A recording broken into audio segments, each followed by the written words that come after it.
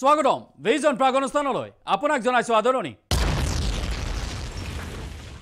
জলসম্পদ বিভাগত ঠিকাদাৰ বিষয়া লুণ্ঠন বান গৰাখহনীয়া ৰোধৰ নামত উদালগুৰিত জলসম্পদ বিভাগৰ বিষয়া ঠিকাদাৰে মিলি লুটিলে কোটি টকা ৰাজ্যৰ প্ৰতিবাদক নেউচি ধুৰন্ধৰ ঠিকাদাৰ খুনেশ্বৰ বাৰীয়ে কিদৰে লুটি নিলে চৰকাৰী ধন চাওক ভিজন প্ৰাগ ইনভেষ্টিগেশ্যন জলসম্পদত ঠিকাদাৰ বিষয়াৰ লুণ্ঠন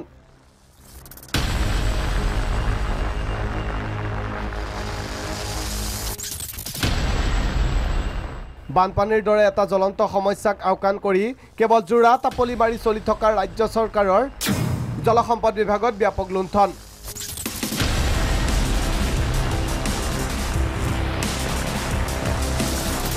সংঘটিত কৰিছে ব্যাপক দুৰ্নীতি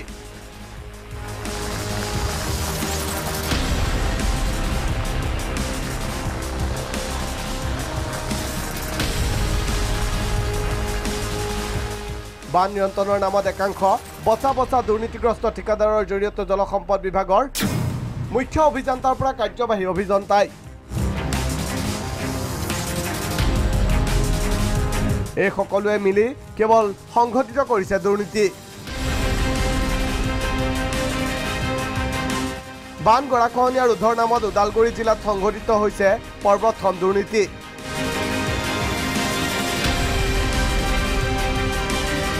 এই দৃশ্যলৈ মন কৰক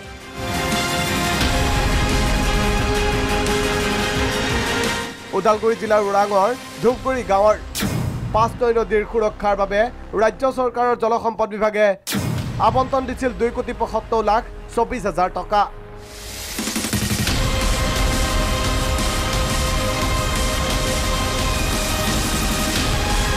এই বৃহৎ ধনৰাশিৰে নদীখনৰ গতিপথ সলনি কৰিব লাগিছিল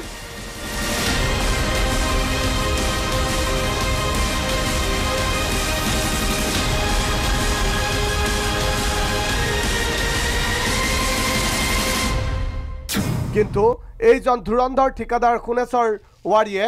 নামমাত্ৰ কাম কৰি লুটি নিলে সমুদায় ধন হয় মই এই মুহূৰ্তত উপস্থিত আছোঁ ওদালগুৰি জিলাৰ ধূপগুৰি গাঁৱত আৰু এই ধূপগুৰি গাঁওখন হৈছে বৰচলা বিধানসভা সমষ্টিৰ অন্তৰ্গত আৰু ওৰাং আৰক্ষী থানাৰ অন্তৰ্গত এখন গাঁও কিন্তু ক'ব লাগিব যে এই গাঁওখনৰ মাজেৰে বৈ যোৱা যিখন ৫ নৈ নদী এই ৫ নৈ নদীত আচলতে বান গৰাখহনীয়া ৰোধৰ কাৰণে এটি জলসম্পদ বিভাগৰ জৰিয়তে এটি আঁচনি কিছুদিন আগত যুগুত কৰা হৈছিল আৰু এই আঁচনিটোৰ প্ৰায় ২,২৪,৭৫,০০০ টকাৰ ব্যয় সাপেক্ষ ইয়াত ধাৰ্য কৰা হৈছিলে কিন্তু ক'ব লাগিব যে এই সম্পূৰ্ণ এক ফুটুকাৰ ফেনত পৰিণত হৈছে এই আঁচনিটো ইতিমধ্যে ইয়াত যি বানটো নিৰ্মাণ কৰিছিলে এই বানটোৰ আচলতে সৰহসংখ্যক আচলতে এক লুণ্ঠনত পৰিণত হৈছে কাৰণ ইয়াৰ কাষৰ যি নদীৰ মাজেৰে বৈ যোৱা যি নদীৰ বুকুৰ যি বালি সেই বুকুৰ বালিৰে আচলতে এই বানটো নিৰ্মাণ কৰিছিলে বা এই মথাউৰিটো নিৰ্মাণ কৰিছে যাৰ ফলশ্ৰুতিত এতিয়া খহি যাব ধৰিছে বতাহত উৰি যাব ধৰিছে আচলতে এই সমগ্ৰ এই কোটিটকীয়া আচলতে এই মথাউৰিটো যাৰ ফলশ্ৰুতিত পুনৰ ৰাইজ এতিয়া দিশহাৰা হৈ পৰিছে ৰাইজ পুনৰ বান কবলত যে পৰিব এয়া প্ৰায় নিশ্চিত হৈ পৰিছে আৰু এই প্ৰতি বছৰতে আচলতে ৫ নৈখনে এক প্ৰকাৰৰ সংহাৰী ৰূপ ধাৰণ কৰি আহিছে আৰু এই অঞ্চলৰ মানুহক এক প্ৰকাৰৰ এক জাল যন্ত্ৰণা দি আহিছে ঠিকাদাৰ আৰু বিভাগীয় কৰ্তৃপক্ষ গাঁৱৰ ৰাইজে বহুবাৰ কাকুতি মিনতি কৰিলে যদিও গুৰুত্ব নিদিলে কোনেও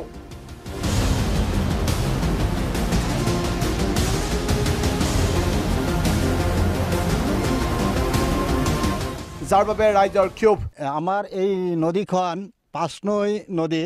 এইটো আমাৰ ধূপগুৰি বিস্কুটি গাঁৱৰ মাজেৰে বৈ গৈছে এই নদীখন যেতিয়া বৰ্ষাকালত নদীখনৰ মানে ৰূপ ভয়াৱহ হয় আমাৰ এই নদীখন এই যে যি বাজেট মানে হৈছিলে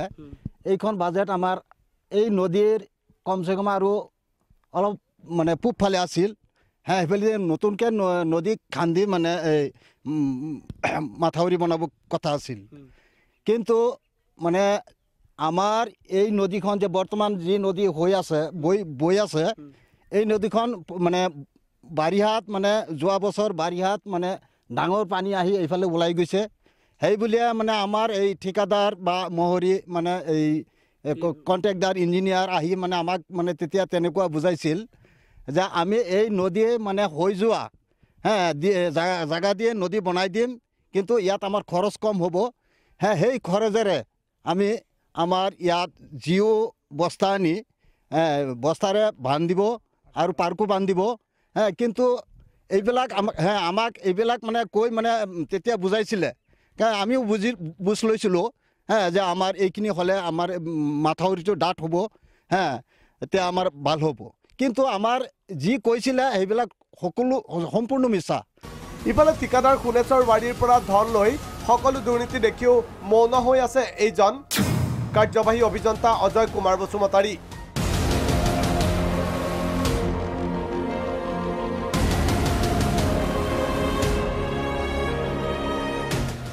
ঠিকাদাৰ সোণেশ্বৰ আৰু উক্ত প্ৰকল্পটোৰ দায়িত্বত থকা কনিষ্ঠ অভিযন্তা ধৰণী ডেকাৰ দুৰ্নীতিৰ সম্পৰ্কত কাৰ্যবাহী অভিযন্তা অজয় কুমাৰ বসুমতাৰীক প্ৰশ্ন কৰা হৈছিল যদিও দায়খৰা মন্তব্য কৰি বিষয়টোৰ পৰা ফালৰি কাটিলে কাৰ্যবাহী অভিযন্তাগৰাকীয়ে প্ৰিপাৰেশ্যন কৰি লৈ আহিম কিমান লেং কিমান বহল এইবিলাক চব কথাটো কম কিমান এমাউণ্ট গম পাইছে এতিয়া আপোনালোকে এইটো চাব পাৰিব কিমান লেং এফৰ্ম বুলি কয় বহল কিমান হয় এইটো বস্তু আপোনালোকে আমি ইষ্টিমেট পৰা চাইহে ক'ব পাৰিম মই একজেক্টলি মনত নাই এতিয়া সেইকাৰণে ডিটেইলছ এই ডাটাটো লৈ পেলাই ক'ব পাৰিম আৰু এটা স্যাৰ ধূপগুৰি যিটো বিস্কুটিৰ যিটো কাম চলি আছিল এটাটো চলি আছে 2 কোটি 47 লাখ টকা কাম সেইটো চাগতে বালিৰে কৰিছে তাত কোনো চাওক আপোনালোকে ইয়াত ভুল বুজি আছে এইটো এভালচন ৰিভাৰ ডাইভাৰচন স্কিমটো ঠিক আছে সেইকাৰণে নদীটো আপুনি কাটি পেলাই পানীটো এক সাইডত যাব লাগে তাৰ কোনো এম্বেংমেণ্ট বুলি নাই এই নদী কাটা মাটিটো আপুনি 100 মিটাৰৰ মাজত পেলাব লাগে গতিকে কাটি পেলালেতো এইটো বালুই হ'ব কিন্তু নদীতে পেলাইছে স্যাৰ নদী পাৰতে পাৰত মানে কি আছে আপোনাৰ সিহঁতৰ যিটো বহল আছে 70 মিটাৰছ আছে 70 সেইদিনা মই জুখি চালোঁ 72 মিটাৰছে সিহঁতে কাটিছে ইটো বাহিৰত কৰিলে হ'ল কি আপোনালোকে যিটো কৈছে ইটো নহয় টেকনিকেলি যি বস্তু সিটোই হয় তাৰমানে নদীটোতো কাটিছে নাকাটিলে কেনেকৈ ইমান আপুনি ভুল হ'ব ইমানটো ভুল নহয় এয়াই হৈছে জলসম্পদ বিভাগ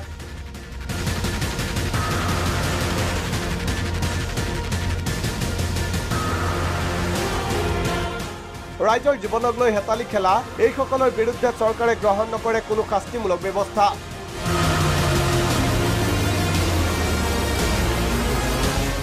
ভিডিঅ' ৰিপৰ্ট বিজন প্ৰাগ বন বিভাগৰ উদ্যোগত ৰাজ্যত চলিছে প্ৰকৃতি ধ্বংস অভিযান বিশেষকৈ তিনিচুকীয়া জিলাত বন বিভাগৰ পৃষ্ঠপোষকতাত কাঠ কয়লা আৰু শিলৰ চোৰাং বেহা চলাইছে কেইটামান গবাহিত চোৰে তিৰাপ নদীৰ বুকুত চলিছে অবৈধ খনন তিনিচুকীয়া জিলাত প্ৰকৃতি ধ্বংস কৰা কোন এইকেইটা গবাহিত চোৰ চাওক ভিজন প্ৰাগ ইনভেষ্টিগেশ্যন বন বিভাগৰ উদ্যোগত প্ৰকৃতি ধ্বংস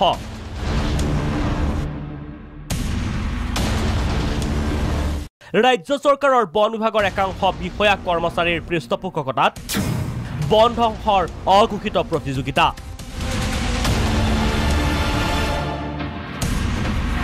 চৰকাৰৰ জ্ঞাতসাৰে অসাধু চক্ৰই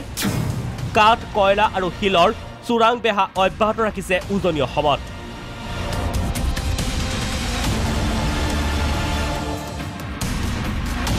এই দৃশ্যলৈ মন কৰক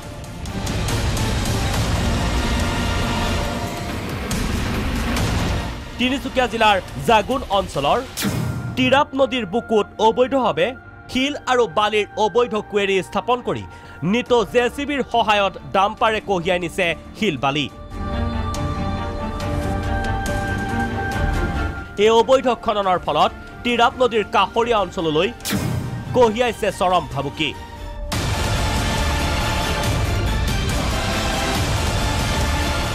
অভিযোগ অনুসৰি বন বিষয়াক মেনেজ কৰি চুৰি চক্ৰটোৱে চলাই আছে অবৈধ বেহা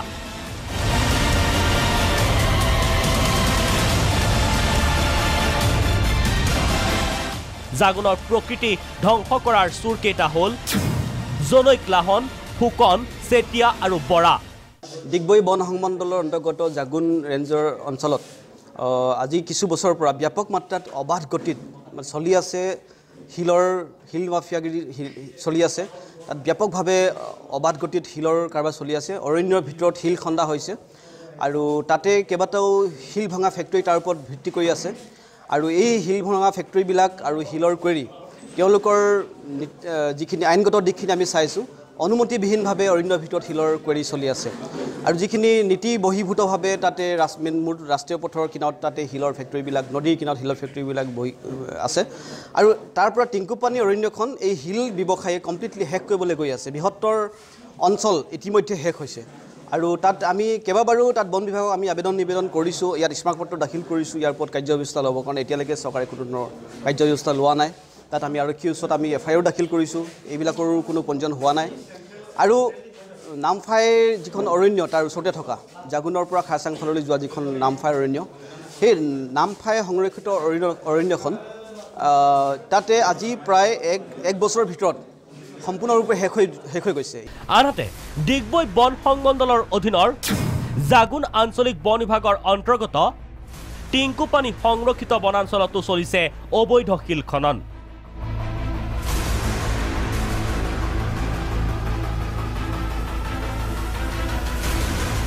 বন বিভাগক মেনেজ কৰি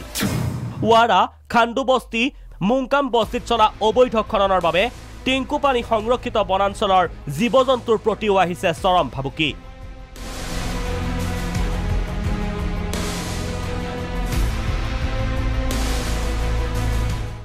এই ক্ষেত্ৰত অভিযোগৰ আঙুলি উঠিছে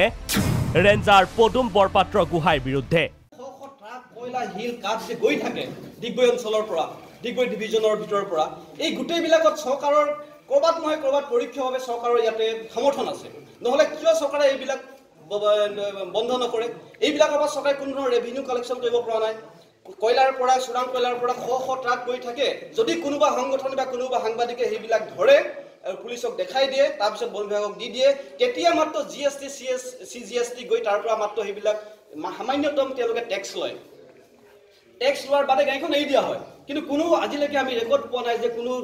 CGSTও ধৰাৰ পিছত পুলিচে ধৰাৰ পিছত কোনোবা মাফিয়াক তেনে বিশেষ কঠোৰ ব্যৱস্থা বন বিভাগে বা পুলিচে লৈছে গতিকে চৰকাৰে টেক্স ৰেভিনিউ শ ট্ৰাক মানে শ ট্ৰাক কয়লা মানে এক ট্ৰাকত কিমান লাখ টকা কয়লা যায় ডেইলি কোটি টকা ইয়াৰ পৰা লুণ্ঠন কৰি থকা হৈছে তাৰ পৰা এইটো কথা স্পষ্ট হৈ উঠিছে যে চৰকাৰে ডিগবৈ অঞ্চলৰ অৰণ্য ধ্বংস কৰি বৰ্তমান চৰকাৰে নামফাই টিংকুপানী অৰণ্য ধ্বংস কৰিবলৈ সুবিধা কৰি দিছে ডিগবৈ সমস্ত ডিভিজন ধ্বংস কৰিবৰ কাৰণে সুবিধা কৰি দিছে আৰু অন্তৰালত তেওঁলোকে পৰোক্ষভাৱে তেওঁলোকে কিন্তু কোনোবা ৰাজনৈতিক নেতাই কোনোবা মন্ত্ৰী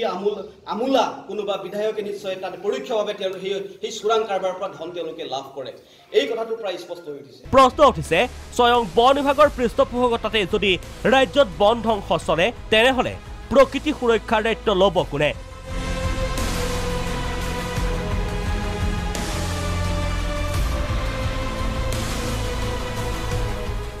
ব্যুৰো ৰিপৰ্ট ভিজন প্ৰাগ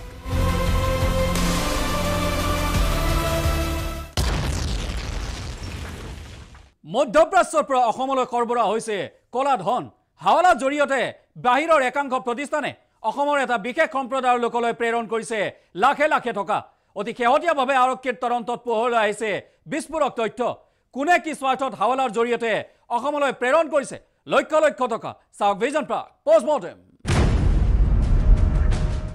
মধ্যপ্ৰাচ্যৰ পৰা হাৱালাৰে অসমলৈ বৃহৎ পৰিমাণৰ ধন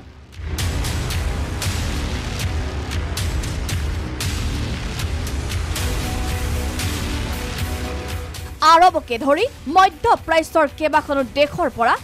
হাৱালাৰ জৰিয়তে অসমলৈ আহে বৃহৎ ধনৰাশি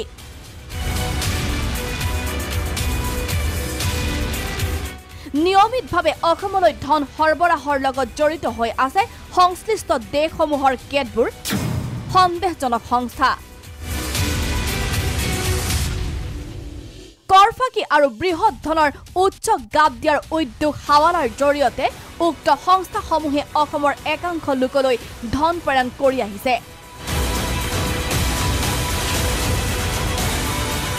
অলপতে বৰপেটা জিলাৰ হাউলিৰ ইটাৰভাটাস্থিত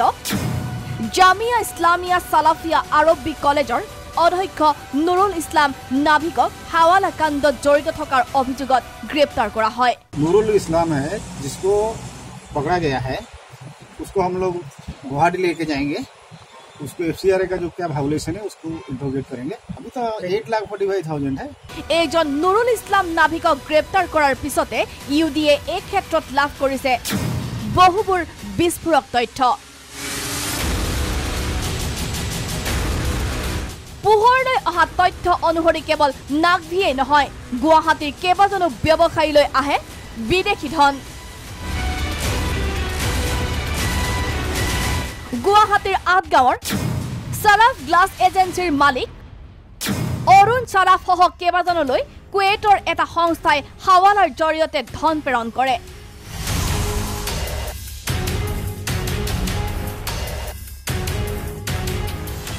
হাৱালাৰ ধন প্ৰেৰণ কৰা সংস্থাটো হ'ল ইণ্ডিয়ান চাৰ কণ্টিনেণ্ট ছ'চাইটি কুৱেইটত মুখ্য কাৰ্যালয় থকা সংস্থাটোৱে হাৱালাৰে ভাৰতীয় মূল্যত আদায় দিছিল 8,50,000 টকা আমাৰ অলপ পয়সা পাতি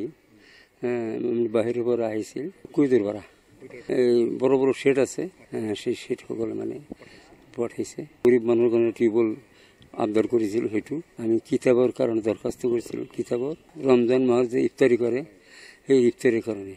আৰক্ষী আৰু ইউডিএৰ জেৰাত নাগভিকে স্বীকাৰ কৰে যে সংস্থাটোৱে তেওঁক 8,50,000 টকা কুৱেইটত জমা দিছিল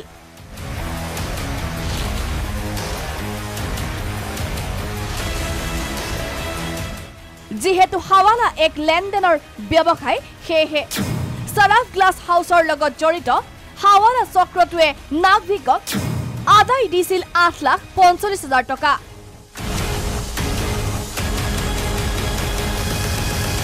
উল্লেখযোগ্য যে নাগভিকক গ্ৰেপ্তাৰৰ সময়ত আৰক্ষীয়ে উক্ত ধনৰাশি জব্দ কৰিছে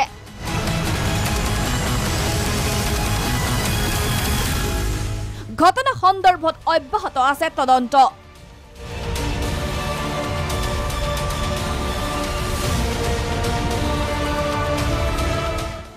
অচিৰে ফাদিল হ'ব বিস্ফোৰক তথা ভয়ংকৰ তথ্য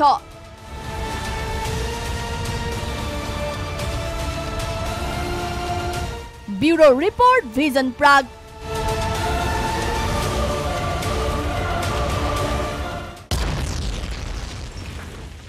এতিয়া লৈছো চমু বাণিজ্যিক বিৰতিৰ পিছতো আছে আৰু বহুতো খবৰ